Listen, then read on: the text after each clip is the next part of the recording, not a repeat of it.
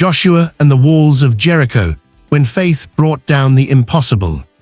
In a time when the people of Israel were searching for a home promised to them by God, a new leader rose to guide them, a man of courage, obedience, and unwavering faith. His name was Joshua. After the death of Moses, the responsibility of leading the Israelites into the promised land fell upon Joshua's shoulders. It was no small task. Before them stood powerful nations, fortified cities, and overwhelming challenges. But Joshua was not alone. God spoke to him with a powerful promise: "Be strong and courageous, for the Lord your God will be with you wherever you go." With this assurance, Joshua prepared the people for what would become one of the most extraordinary victories in history. The first major obstacle in their path was the city of Jericho. It was no ordinary city. Jericho was tightly shut up, its gates firmly closed, and its walls were massive, thick, tall, and seemingly impenetrable. From a human perspective, there was no way to conquer it. No army could break through such defenses. But this was not going to be a battle won by human strength. God gave Joshua a strategy, one that defied all logic and military wisdom. Instead of attacking the city with weapons, God instructed the Israelites to march around the city once a day for 6 days.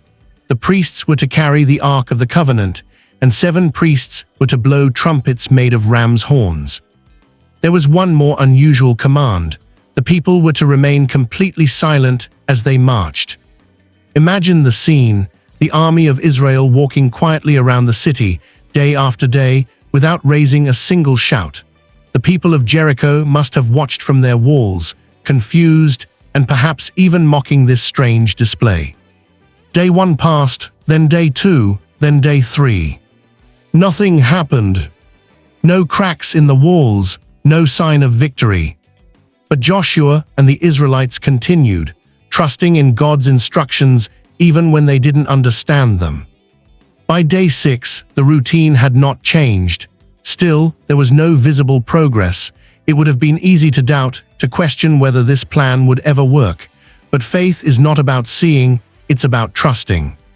Then came the 7th day. On this day, everything would change. God commanded the Israelites to march around the city not once, but 7 times. The tension must have been overwhelming.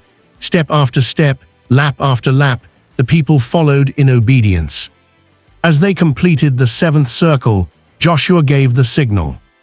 The priests blew their trumpets loudly, piercing the silence that had been kept for so long.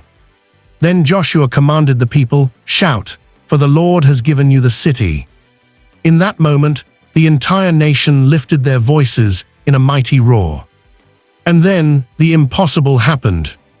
The walls of Jericho collapsed.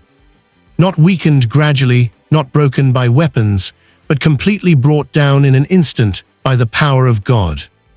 The once impenetrable fortress lay in ruins before them. The Israelites charged straight into the city and took it, just as God had promised. It was a victory unlike any other, a victory that showed the world that God's power is greater than any obstacle. But within the city of Jericho, there was also a story of mercy and faith. A woman named Rahab had lived inside those very walls. She had heard of the God of Israel and believed in his power.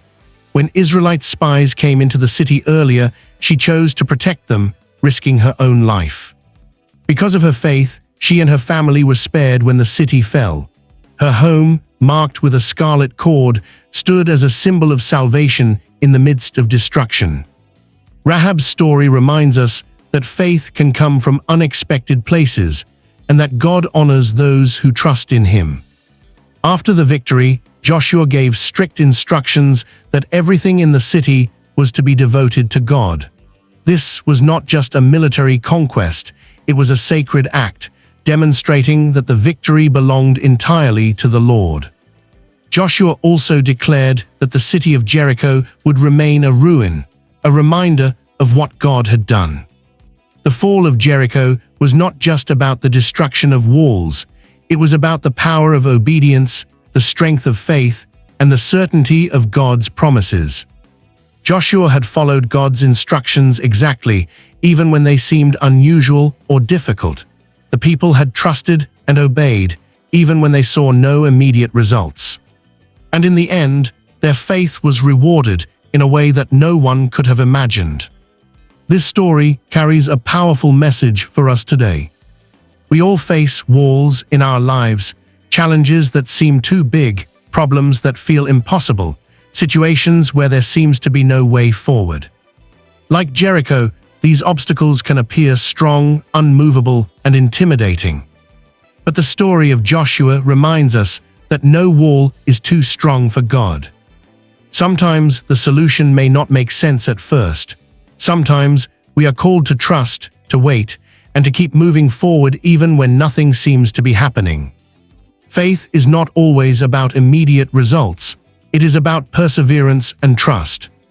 The Israelites didn't see the walls fall on the first day, or the second, or the third, but they kept going.